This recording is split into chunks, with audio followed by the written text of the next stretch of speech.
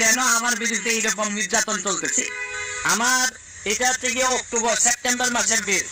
আমার এক একটা বিল এই মাসের বিল আসছে হচ্ছে গিয়ে 3300, এর আগের মাসে আসছে 1300, এর আগের মাসে আসছে 270। এর মানে হচ্ছে গিয়ে নিশ্চয়ই কোন একটা ঝামেলা হয়েছে, নাইলে আমার ছেলেও নাই, মেয়েও নাই, বউ বাচ্চা কেউই নাই, আমি একা থাকি আমার পিএসএ নিয়ে বাসায়। আমার বাসায় কেন হঠাৎ করে 1500 আর হঠাৎ করে 3000 বিল আসবে?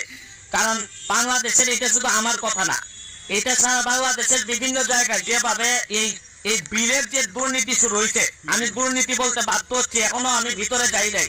কারণ হচ্ছে গিয়ে একই বাসায় একই মানুষের কিভাবে 1300 আর 4000 কেমনে বিল হয়, এইটা আমি মানুষ দেখেন।